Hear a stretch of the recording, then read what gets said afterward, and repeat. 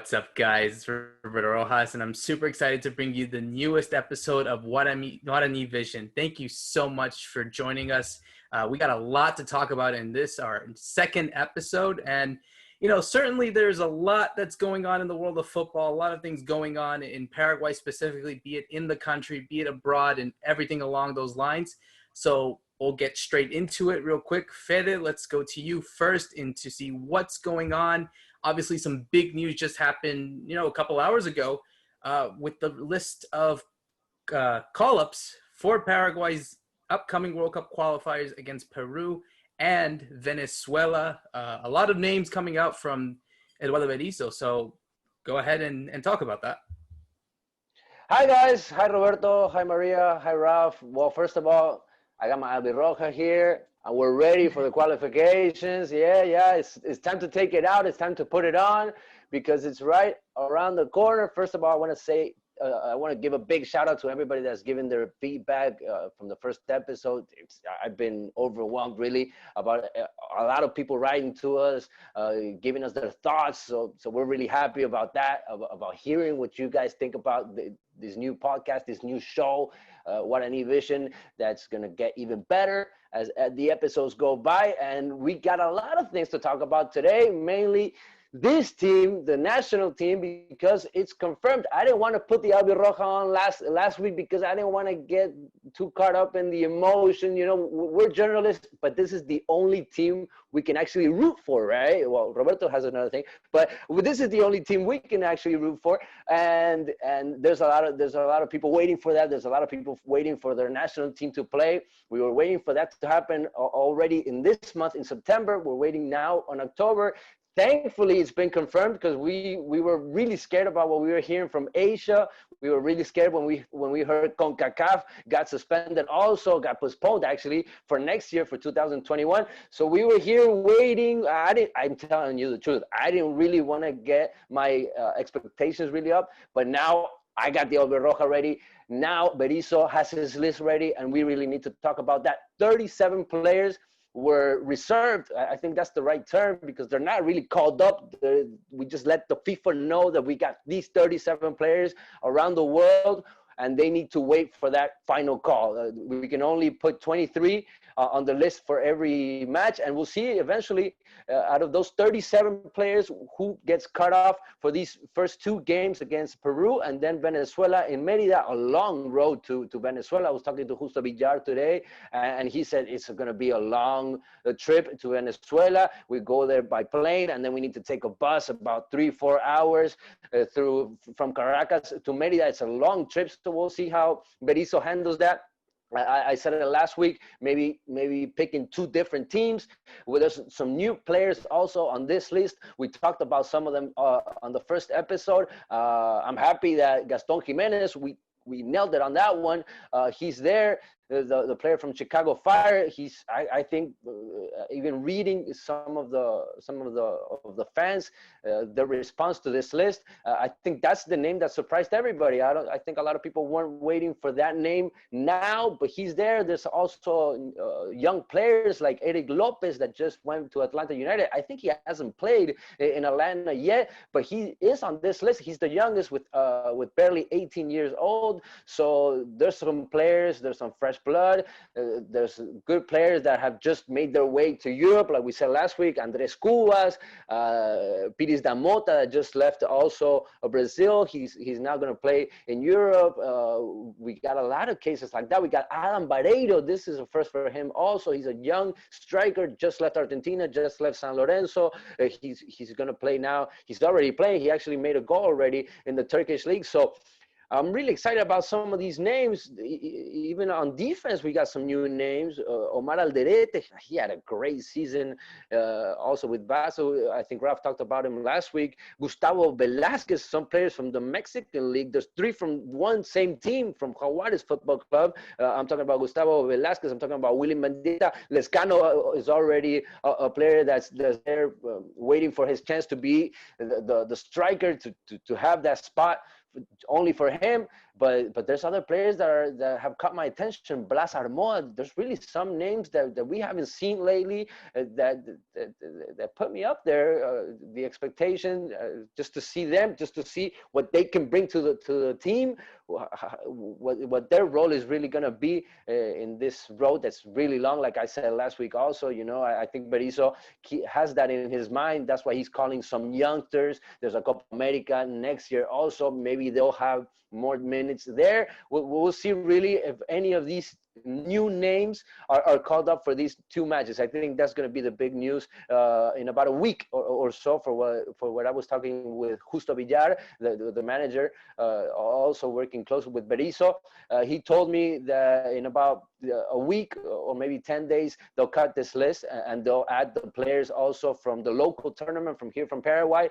There was only one goalkeeper. They should call about 3 more. So this list needs to be completed. 37 for now, but it should be around 45, maybe even close to 50. There's no limit from what Justo Villar told me on this pre-list, on this reserve list, and they need to cut it eventually, so we know what to expect on the next matches that are coming up. No, it's certainly going to be a very interesting scenario with everything that's going on. I think we do see some great names that obviously we're familiar of. I think it shows that Berizzo, I remember listening to a seminar he did, that he has a player pool of 150 players from all around the world, not just in certain different leagues, but also including Paraguay. So certainly there is talent that is out there.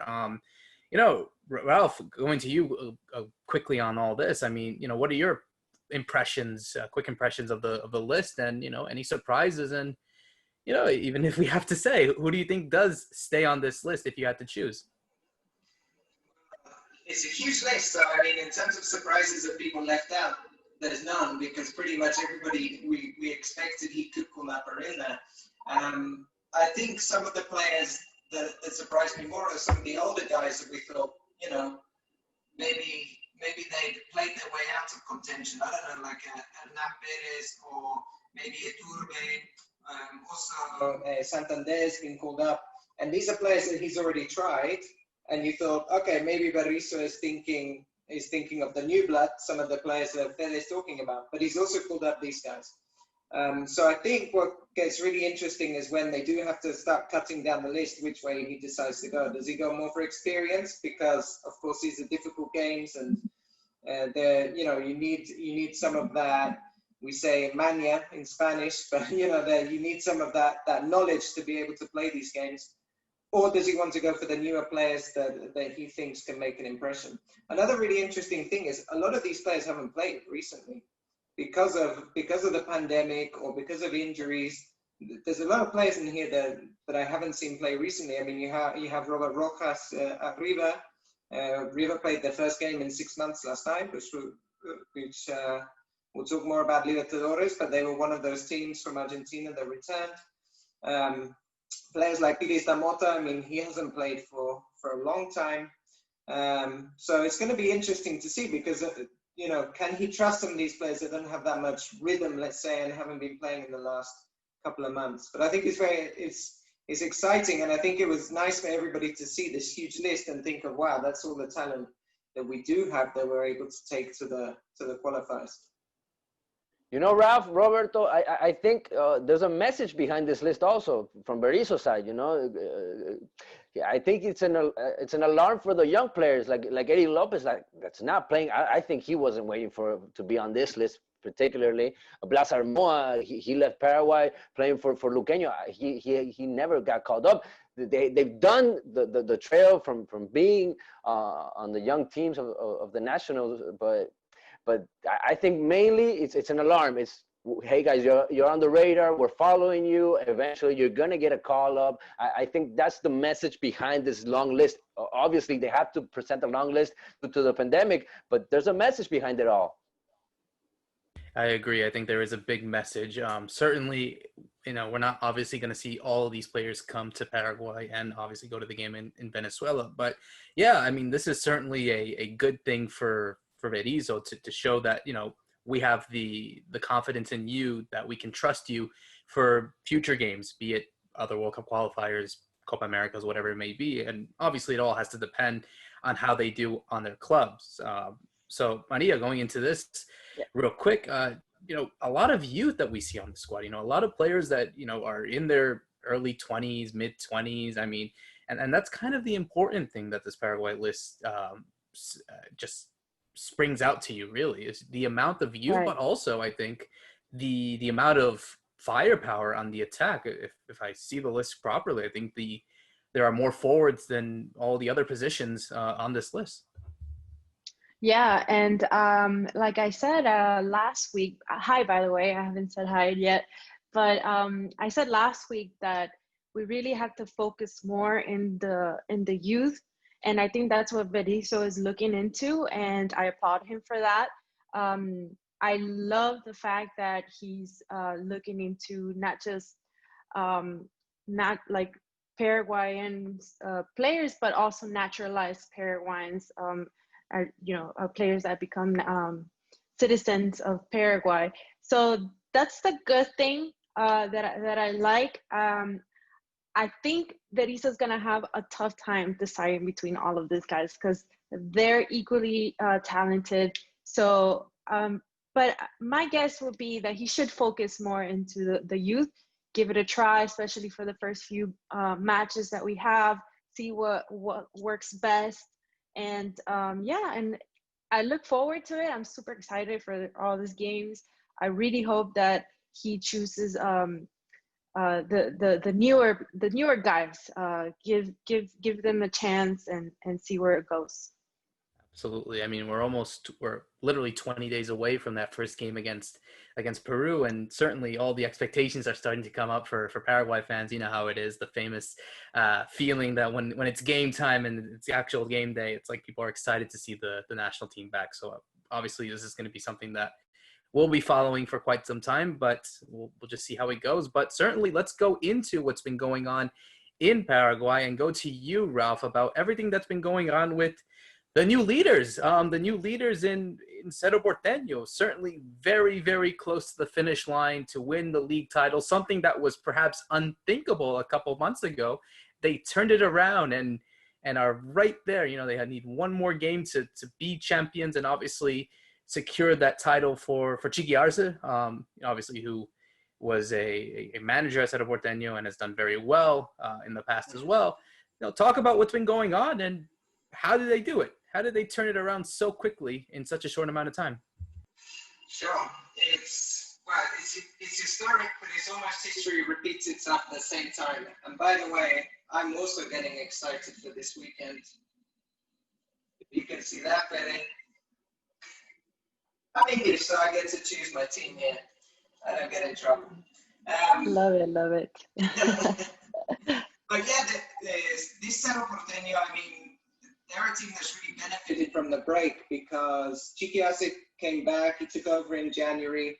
They had a pretty rocky start, not doing particularly well in the league. They got knocked out in the qualifying for the Libertadores, and it was in a position where maybe around February you could have thought that the Chiqui Arce doesn't even last the whole season. Then comes the pandemic, and after the break, they started stringing together a few results. They weren't playing, I wouldn't say they were playing amazing football, but they were playing the kind of winning football. And then these results keep going. And now suddenly they've won 11 games in a row, which nobody has ever done before. Or is it 12 now after Nacional? We're 11 or 12. I mean, they're not stopping. And what you've seen is, I mean, Chiqui Arce has done exactly the same thing he did back in 2013 when he actually won the league unbeaten with Cerro Porteño, which is they started badly. They got knocked out of the tournament at that time, the international tournament, which was the Sudamericana in that case. But then they got the confidence, they built up, and they got unbeaten and they won the league. And they're on this kind of run again where they have that feeling of invincibility. Chiqui Arce has this great knack of motivating players, but also getting the best out of young players. So he's brought in people like Duarte, the central defender, who's 20 years old, but's been amazing. Cerro have one of the best defenses in the league. Then he's used his veterans like Churin, who was actually top scorer the last time Cerro won won the league, which is going back to 2017. And he's got players like they signed Claudio Aquino, who was at Guarani, who's been playing really well for these last few games. He scored the penalty this midweek. They gave them a hard-fought 1-0 win over Nacional. They have young players like Villasanti, who's actually he's captain, even though he's very young, and he's kind of in the middle. They signed Pica Lucena, who was at Libertad, who's got a lot of experience here in Paraguay. A very talented technical central midfielder, and he's got all these players together, and he's managed to get them to play the football he wants, which is a lot of possession, kind of almost drowning out the opposition. That they'll keep the ball and they'll play patiently, and then they'll usually win 1-0 or 2-0. A lot of games they won. I think at one point on this stretch they won like 4 games in a row, just 1-0. So that's the kind of football he's playing. He's very winning. Results driven, but this is very typical of Chiqui Arce.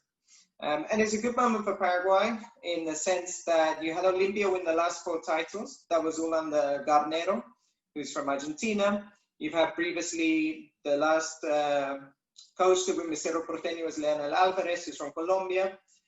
Before them, in Libertad, it was Cubero, who's Spanish, who won the league. So this is actually the first Paraguayan coach who's set to win the local league since Tiburon Torres, who won it back I don't know when now, 2015, I guess. So it's been like 5 years since you've had a Paraguayan win the league. And remember, for those people that are watching that aren't so familiar, 5 years is actually 10 seasons because they play 2 seasons per year. You play the Apertura, which would usually have finished by now, but this is the one we're finishing now, and then the Clausura, which is the last short tournament of the year. But yeah, I think it's been very exciting. I know you're a fan too, Roberto, so you can tell me if I've missed out any of the players that have been starring so far.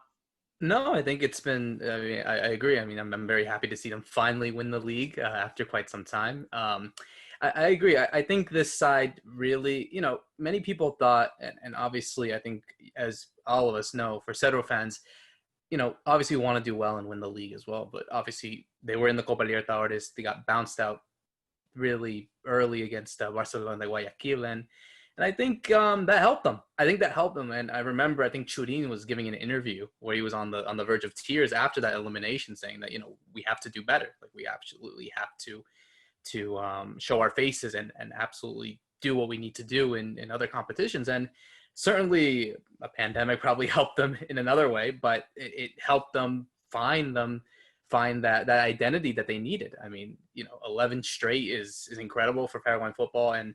And obviously I think it gives a bit of redemption to Chiqui Arce. I think a manager that had gotten a lot of stick in the past. I mean, obviously we know what he's done at club level for various teams as a coach, but, obviously he had 2 stints on the national team that didn't do well. Obviously was the coach when they got eliminated in the last game against Venezuela to not make the World Cup in 2018. So yeah, this has been quite a good story, you would say, for Cerro Porteño. And, like you said, Ralph, I think there's a lot of interesting players that are coming out as well. Some players who perhaps could be on that list by Berizzo in a couple days. So we just have to wait and see what happens. I mean, Fede, you're based over there in Paraguay. How's the vibe been over there with possibly Cerro Porteño just close to winning their league title? Yeah, this can't slip from their hands, I believe. They got it right there. The streak, it's amazing. It's a historical streak. I think nobody was waiting for this on Cerro Porteño, but we know Chiqui Arce's work. He's shown it before, like you said it, on Rubio New. He did it with Olimpia. He had already done it with Cerro Porteño. They didn't back him up in that time when he was in Cerro Porteño. That's why he left. He didn't get everything he wanted in the club. They didn't hear him as much as I believe they're hearing him now. It was a really bad year for Cerro Porteño. They were talking more about getting the Zapag out of their chair. They kind of tired of this president, of these 2 presidents actually, because they're brothers, and now it's the second brother having his time on the throne. But They were talking more about that. The fans were talking about more of a change in the club than the actual team, than the actual football, than the actual game. And Chiqui Arce, I think, gave them that back. Some identity, and the winning streak, the confidence. Like Ralph said, on the games, they've shown this very calm way of being on the games. They've gotten the matches out, mainly there was a lot of games just 1-0. They didn't have so much, but they've done the job and they've gotten through, and I think they're right there. We'll see what the next step is for this team, because they have a young team. But I think everything needs to go to Chiqui Arce. He's done a great job. He's got healthy players. One of the biggest issues for this Cerro Porteño last year is that every week, every game, they had a new injured player. They had to wait 2 or 3 games, even months for some players. Some are just coming back now, but they have to wait their space. They have to wait for their spot, because the guys that are playing, they've taken advantage of that, and they're on their way to another championship. Maybe when somebody sees this, they're already champions, because they really deserve it. And I believe nobody has been up there. Libertad had everything to come back from this pandemic and be champions. Olimpia had everything. They had the matches directly with Guarani. They had the match directly with the Super Clásico with Cerro Porteño. They couldn't do it, and Cerro Porteño has done everything that nobody else did. Win so much games, it's just been enough for them, and they're right there. I believe they have one hand on that trophy already. I just wanted to ask you guys, either of you guys, you speak of Chiqui Arce.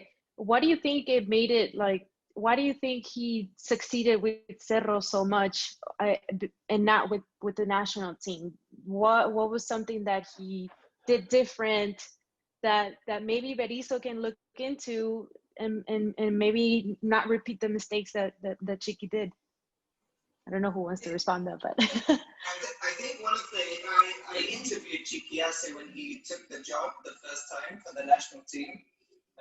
So actually, I think one of his first English language, I translated it, interviews was back then. And what he said was, I want to learn from Brazil. I want to play like I used to with Grêmio. I wanted to have lots of possession, which is a style basically that is not typically Paraguayan for the national team, right? They rely a lot on set pieces. In Paraguay, they say centro, cabeza y gol. So like cross, header, goal, that very typical rugged style. And I think what he found is he didn't have the time or the continuity with players, because at international level you don't get the players for as long, that he couldn't instill some of that style that he wanted.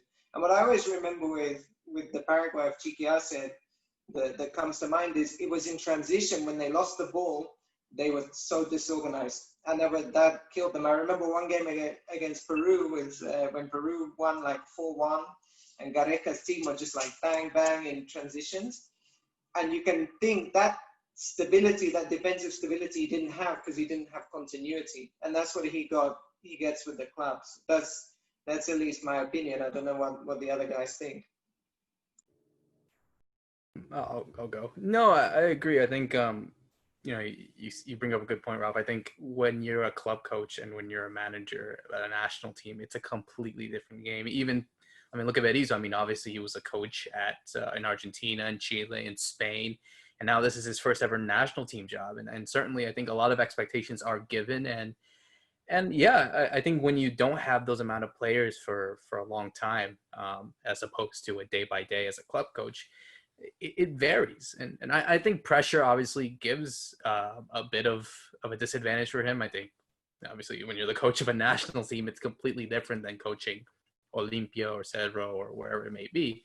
So that's probably why it's acted a bit differently. It's so tough, I think, to manage a national team, and obviously Berizzo is starting to understand that a little bit. But I think for Chiqui, I think it's just the case of, maybe he's good at working with you and working with those names that he can trust, and just focusing on that and building like a sort of base of players. I think obviously his reputation is obviously mixed because of what he's done for Paraguay and obviously at his clubs. But I don't know what Fede thinks as well. I think he could be a bit underappreciated, really. I think for what he's done over the course of his managerial career, you have to earn some sort of respect, at least at the club level. National team level, I mean, that's different, but at the club level, you have to understand that he's done quite well for majority of the teams that he's been at. Yeah, he deserves more credit, I believe. Just like you're saying, Roberto, I think people need to applaud him more because he's shown that in these last couple of years, in these last years here in Paraguay, there's no coach like him. In titles, Paraguayans, at least, Ralph was talking about Garnero, what he's done with Olympia. He unstoppable, winning championships lately. Somebody had to stop him, and I think there was nobody else but Chiqui Arce, really. Cerro Porteño needed to bring him back because he was the last successful coach. Things didn't go well with that Colombian Alvarez. After he was champion, there was a fire back with the president, with Zapac. That's the only reason that he didn't stay. Something similar happened with Chiqui Arce after he was champion also with Cerro Porteño. That's why I was talking about hearing Chiqui Arce's advice, about listening to one of the best coaches I think Paraguay has. And national team wise, I think he just didn't get it. He was so close, he was so close to going to the World Cup. He would have been a hero. Instead, the other thing happened, and a lot of people hate him for not taking the national team to the last two World Cups. That's going to be on his shoulders the rest of his career. But I think he's made for clubs. I think he's going to do great. I think after this championship, after this time in Cerro Porteño, I think he needs to get out of Paraguay. He's done it. He went to the Middle East for a couple of months. It wasn't a good experience, but I think he's cut out for that. We have other coaches that are in Colombia. We have coaches that are in Chile, but I think Chiqui Arce has everything to get out of Paraguay and be one of those guys that takes the flag with him and shows the way for the young coaches that are appearing also here in Paraguay. Well, speaking of clubs that are playing abroad, I think it's a perfect segue to our next segment, and Maria can help us with that one. The Copa Libertadores is back. I mean, certainly it is a different form of Copa Libertadores, no fans, but obviously we still see some of the crazy things that we saw. But before we obviously get into the Paraguayan teams, I mean, we have to talk about some of the golazos that we've been seeing from all the different teams, teams like Palmeiras and teams like Junior in Colombia and Independiente del Valle smashing the reigning champions Flamengo 5-0 yesterday as we record. But for the Paraguayan clubs, it's been different. I mean, 3 different results for the 3 different teams. Maria, we'll start with Olympia, obviously, who played first, the team that you're closely with. Got a 0-0 draw against Santos at Villa Belmiro. You would say it is a positive result for many people, I would say, especially how tight that group has been. So I just want your impressions on that 0-0 draw against Santos.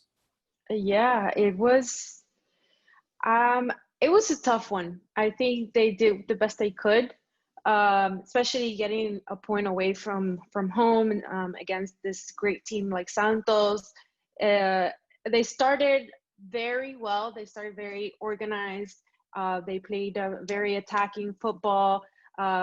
Unfortunately, Roque was subbed out. He was injured, but I don't think he was missed too much. I think, he was actually subbed by Pita. So, I think that was his great chance for him to show what he actually has. And he showed well. He had a couple of chances.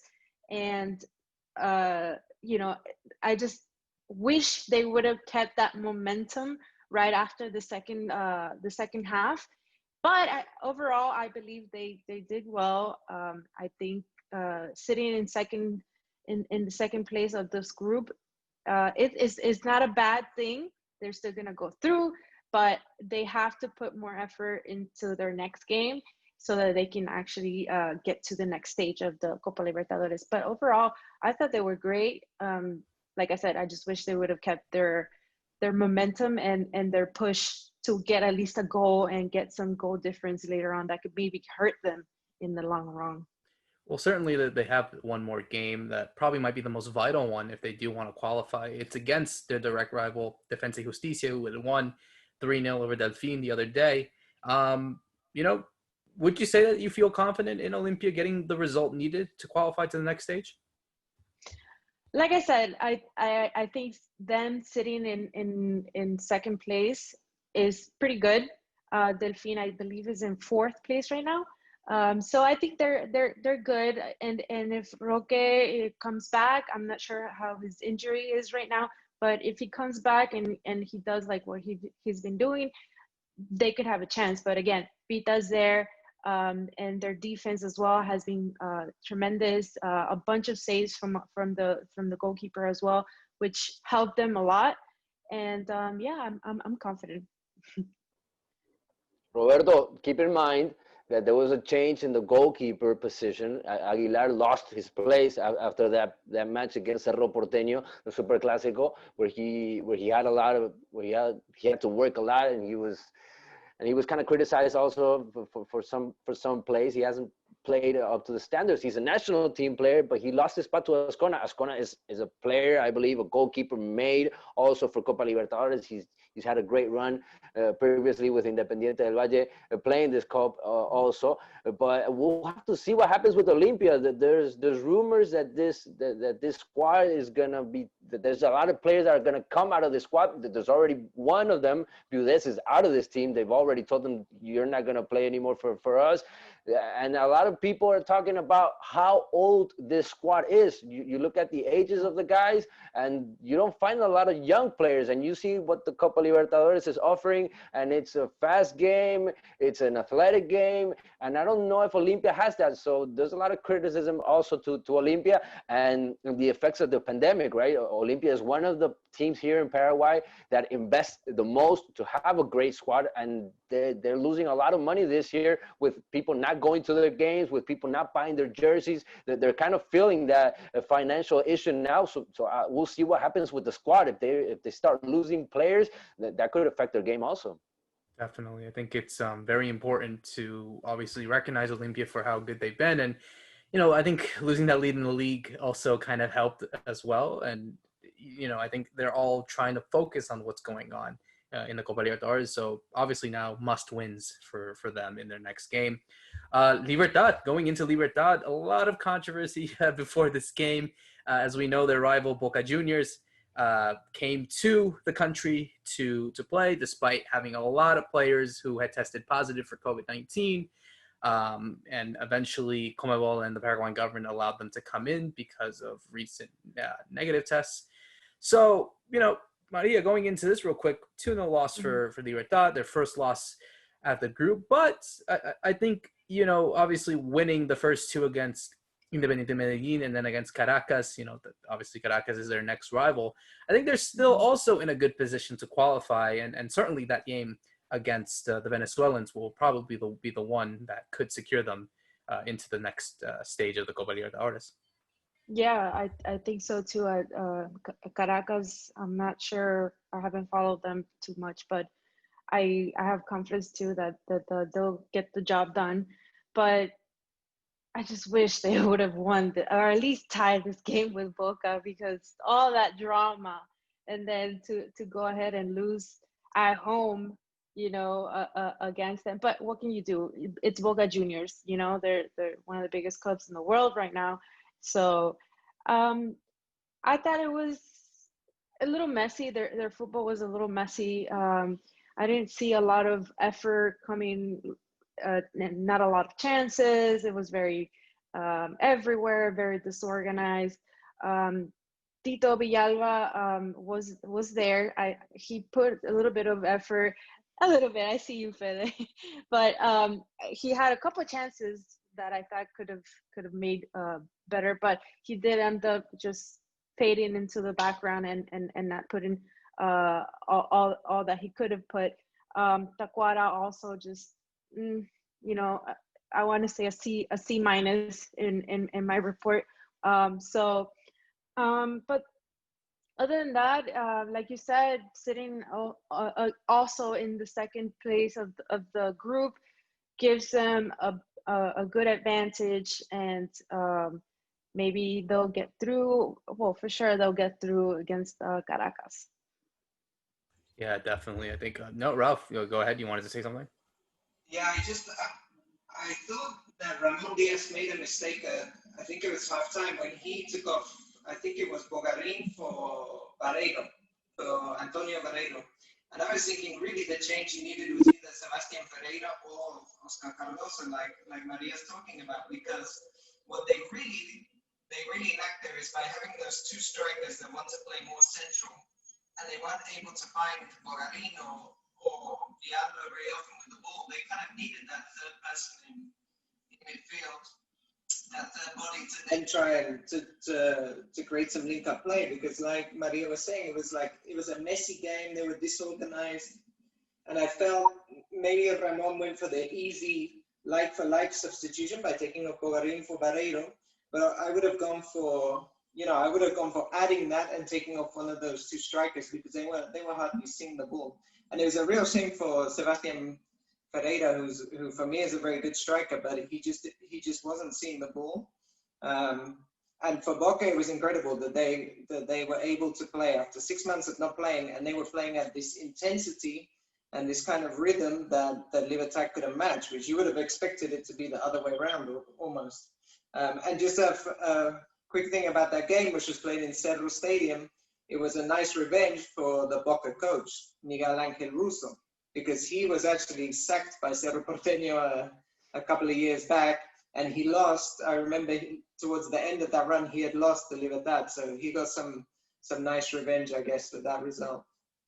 Definitely a deserved goal for Miguel Angel Russo to get that win. But I think we have to talk about the only positive result for the Paraguayans, and that's from Club Guarani. Playing at 10 p.m. I don't know why they would do such a game that late, but it took a while. I mean, they were losing to Tigre early in the first half, but they've come back, winning 4-1 on the day at the Defensor del Chaco. Great performance, I think, from players that we had mentioned in last week's show, from Rodney Redes, who got the assist for the first goal, and from Cecilio Dominguez making his debut, playing only, I think, 30 minutes or something like that, but ended up winning a penalty and scoring his penalty and helped Guarani get a 4-1 result, positive result for Guarani, Maria, and for them to that puts them in a good position to also qualify to the next round. Yeah, definitely. First of all, it was such a tough one for me to watch because I was already, by 10 o'clock, I was already, going to bed, but I made it through. I made it all the way to 12 a.m. But it started off, I think, a little too slow. They did hit a little bit of a bump at the beginning with the Tigre goal within the first 10 minutes. And I was like, oh, really? This is going to be another blowout. But they ended up doing the blowout with 4 goals. I loved the pace that they were playing with. Cecilio, he had a good performance. I think for being his first with Guarani and being subbed in, so I think he has a lot of potential. He needs to get in shape. Yes, thank you, Fede. I was just about to make that point because I noticed that he is a little bit out of shape, and I think that's a little bit worrisome because considering the MLS standards that players have, I don't know if he should be getting more into fitness or if Guarani should put more of an effort to condition him. And I don't know, maybe Fede, you can talk about it a little more, but I did see that, and thank you for pointing that out. So I heard Gustavo Costas on the before the game on the preview, and he said Cecilio can only do 25 minutes for now. He's not ready for 90 minutes, and we saw that, but we also saw the talent. We also saw how intelligent he is with the ball on his feet. They put him when he just got in the game. They put him on the left side, wide open, and he wasn't comfortable there. He made a couple of changes on positions with Merlini, a very talented, creative player also, which I think they're going to be really good partners in this team. With Redes, I think he can also do good things, but Cecilio needs to get in shape. He needs to hit the gym. He needs to start running. He needs to be the best Cecilio he can on these 6 months, really make a statement out of this, leave something, give something back to Guarani that's going to be his house for the next 6 months, and he needs to live Guarani 100% for what's coming for him, for Austin FC that's waiting for him. I was looking last night also during the game, the feedback, what everybody was talking about from in Austin about him. They were following him. They wanted to see how Cecilio's game was going to be, and Cecilio was called up to the challenge, and he showed what he's capable of. They made a penalty on him. He made a lot of plays. He hasn't played or practiced with his teammates a lot, but he showed some capacity that I think this is just the start of him as a Guarani player. And as Guarani advances, as Guarani moves forward on this competition, Copa Libertadores, I think we're going to see a Cecilio bringing more and more to this team. Definitely, and of course, who's to say that he can't get called up to the national team? I mean, certainly he's already had his experience in the past, and hopefully that Berizzo understands that, maybe he's not at his shape, that maybe it'll make sense that he's not going to call him up. But, who's to say that maybe he gets an opportunity in November if he continues his fine form. So we'll definitely have to wait and see what occurs. Ralph, you wanted to say something? Point about Guarani that they did this 4-1 win without Bobadilla. So that's a very good sign for them that one of their best strikers wasn't available, and they still managed to score 4 goals. So I think they're looking very comfortable for qualifying for the next round. Definitely. And obviously, I guess we'll go full circle and talk of our final segment. Obviously, we need to talk about the players that have been playing abroad in Paraguay, have already started playing in their leagues. I think the ones that we have to mention firstly is what's going on in Europe. 2 players who started their seasons in the Premier League, Miguel Miron at Newcastle United and Fabian Balbuena at West Ham United.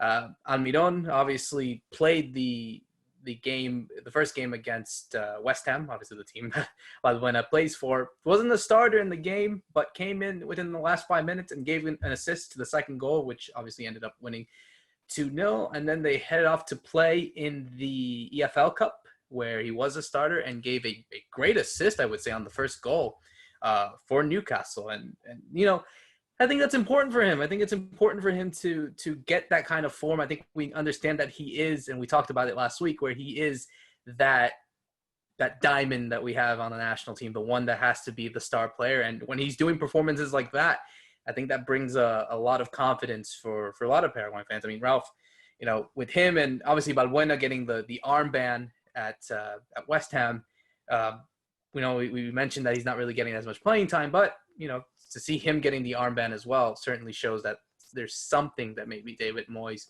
wants to do with him. Yeah, that's right. I thought it was very exciting to see Balbuena captain the side, because we were talking about this in the WhatsApp group. I think Antolín Alcaraz, when he was at Wigan, was probably the only other Paraguayan player that's been captain in England. And I don't know, maybe it's a double-edged sword, because in one sense it's saying, okay, you're the best I have of the second group of players, maybe the reserves, because usually the EFL Cup, the League Cup, is kind of almost a tournament for reserves and for maybe the younger players. But it might be a signal to say, hey, I left you out against Newcastle, but I still have faith in you. Stick with it, and you'll be back in the team. And I think Balbuena is a huge professional. I mean, we saw him in Corinthians. He's really a top player. He's a player you could really rely on in terms of mentality and having that professionalism to sit out some time on the bench, but still be motivated and ready to come back. So let's hope that this, being captain of the cup team, let's say, can give him some kind of minutes in the Premier League.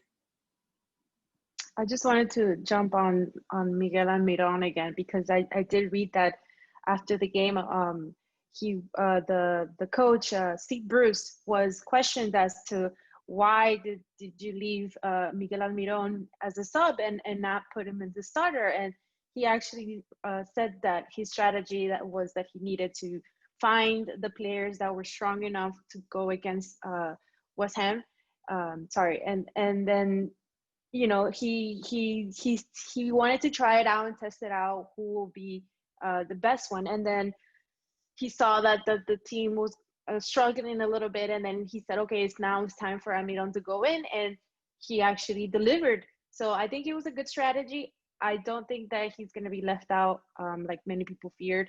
So I just think that Steve Bruce shows that he's still confident in him, and that's a good sign, because you need to have your managers be confident in you and trust you.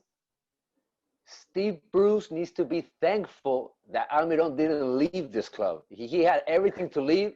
They don't have a team for Almiron. Almiron is too much for Newcastle. We saw that all season last year, and they need to build a team around him. I think Steve Bruce wanted to see how the team does without Almiron, because we already know what Almiron brings to Newcastle. I think he just wanted to see what happens if we don't have Almiron, because every time Almiron is on the pitch, Newcastle is a competitive team. Without Almiron, Newcastle is just a plain team, 13th in the last 2 seasons. And with Almiron, they win a couple more games last season actually, but they haven't gone up. They haven't taken that step forward that Miguel wants, that his family also wants, because I've even heard an interview about Almiron's dad saying, we were expecting Newcastle to start building a huge team. We were expecting Newcastle to bring in more players, but Almiron for now is the star, and nobody even gets close to what he brings to the club. That's what I think, and that's leaving this jersey out of the discussion. Huh? Well, maybe that's a chance for Almiron to start looking into other clubs and having his agent, telling him, hey, Newcastle's not as good as I want it to be, and I think I've outgrown it. So, maybe it's the chance now to move up.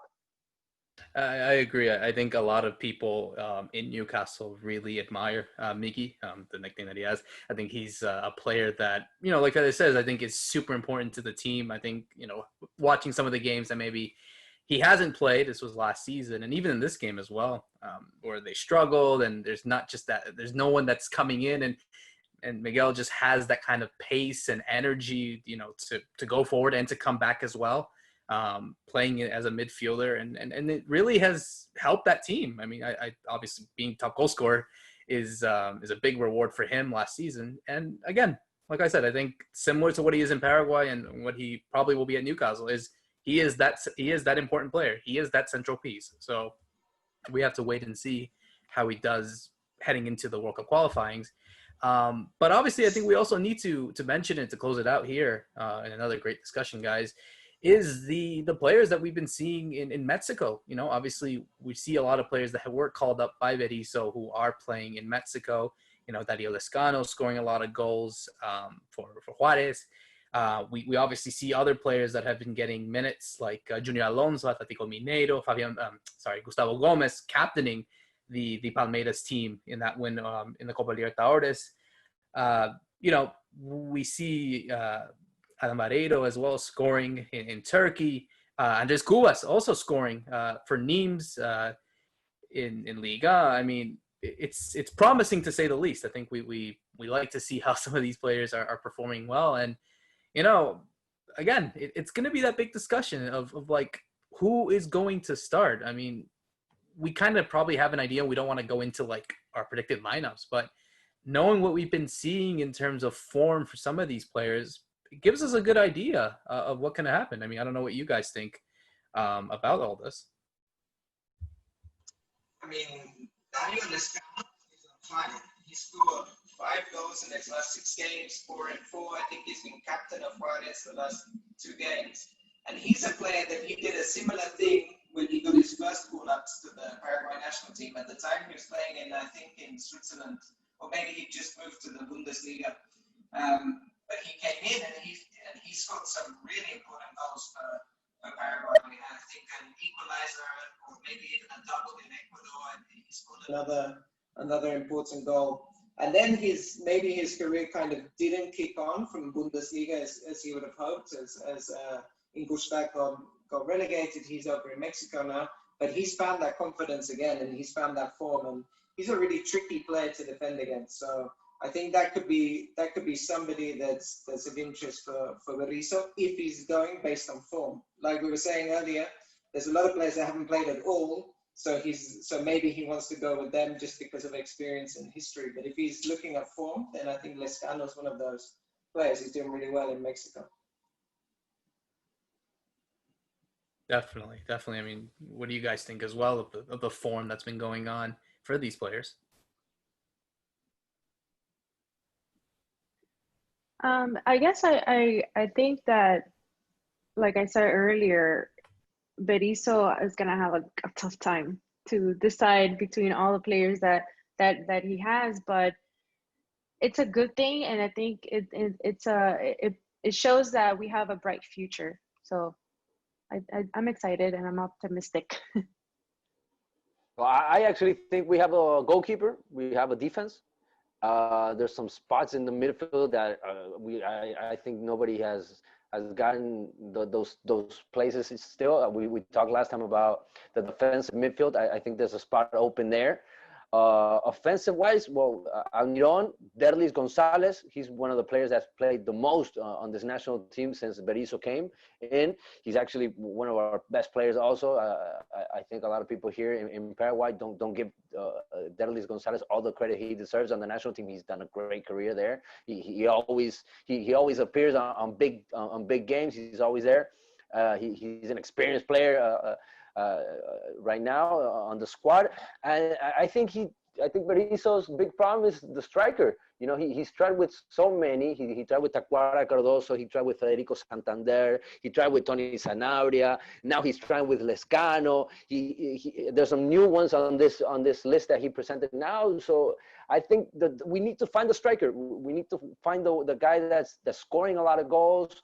We need to find a guy that solves solution, and we need to find different characteristics of players also. You know, because Tony Sanabria is one kind of player. He's elegant with the ball. He likes to play with the ball on his feet, but he looks like a European player. He doesn't look like a South American player, and sometimes we see that on the games, and he doesn't comprehend very well with some of his teammates, and that's where Berizzo needs to work on finding 2 or 3 different strikers that work for him, that give him the goal with not many chances, because we have to be realistic. Paraguay is not a team that's going to have 10, 15 chances in front of the goal in the matches that are coming up for the qualifications. We have 1 or 2 chances, and I think Lescano is the best one for that kind of work, because he's a fighter. He likes to go up against the defenders. He likes to get physical. He likes to bounce around there, and that's how he makes his plays. That's how that's how he makes his goals. But there's a lot. The list is long. You can go with Carlos Gonzalez also, that's making goals in Mexico. You can go with Luis Amarilla, that's very young and now it's in Minnesota. You can give the confidence to one of the young ones also. I think it's on Berizzo's mind what he's gonna do with the striker. If it's gonna be just one striker, if he's gonna play sometimes with 2 of them together. That's something we haven't seen also, and that I love to see. I'm with Maria on that one. I love to see a national team that's more offensive. That on the players, on the names, it's already offensive when you see the list. Hopefully, Berizzo, now that he's worked some time with them, maybe he'll take the risk sometime. I think obviously in the next 3 weeks we will obviously figure out what's been going on with all these players, and yeah, I mean, obviously we have to talk about what's going on in Copa Libertadores and players abroad, but ultimately it's getting there. It's almost there, guys. I can't believe it. We're actually going to almost talk about the World Cup qualifiers starting. It feels like so long. So we're obviously going to talk about this in future episodes. But yeah, guys, thank you again for joining us. Obviously another great episode. Obviously we have a lot to talk about within the next few weeks. So certainly be sure to check it out and check out what's going on there. Before we let you go, let's tell everyone where you can find us on social media. Obviously, also a little plug to make sure to like, subscribe, comment. Any sort of comments that we need is greatly appreciated. Follow us, of course, on Twitter at Guarani Vision, where we'll obviously publish the shows. And without further ado, guys, we can call it a night. Ralph, firstly, where can people find you to talk about anything that's going on in the world? I mean, the Miami Heat are almost there, to the chagrin of me. They're almost there to the NBA Finals. It's been a good week for my teams at Cerro, Miami. But yeah, I'm on Twitter at Paraguay Ralph. I don't know if you can see it on the recording, but it's there. Also on Instagram. And yeah, I mean, guys, ask us questions, things you'd like to hear about, topics we're not covering. Give us your opinions. We'll give you a shout out on here. I mean, we're really interested to know what people are excited in, and thanks to everybody that listened or watched the first episode. We got some great feedback, so we're really happy to keep doing this and keep bringing this content for you guys. Excellent stuff, Maria. I mean, I'm sure you like Bam Adebayo, but maybe I hope the Celtics win that series. I really want them to see them back. You've already seen your team won NBA championships. I haven't seen my team win in 12 years, so please give us a chance and win this series. But Maria, where can people find you? Roberto, sorry, I think you're telling the wrong person to have the Celtics win. I don't think it depends on me. But anyways, you guys can find me on Twitter at Ceci with 2 I's Britos, and I'll talk in there everything about all kinds of sports, soccer, mainly now basketball because Miami Heat, and football, anything, you guys, and just let me know what you guys like, what you don't like. We're here for you guys, and we're doing this for you guys so you can get more informed. And yeah, thanks for tuning in, and see you next week. Good stuff. Fede, I want you to wear that shirt next week, man. I mean, you're just going all simple with that gray shirt. No, we all had to wear the Paraguay shirt in the first episode, so you're up, man. Next week. Where can people find you on social media? I'm slowing it down. I don't want to get too caught up in the emotions. Like I told you at the beginning, I'm already thinking a lot about the 2 matches that are coming up. Plus Venezuela, I got them right here. They left us out of the last World Cup, so I'm thinking a lot about them. I want revenge. Peru also. Peru has they've done whatever they want with us lately.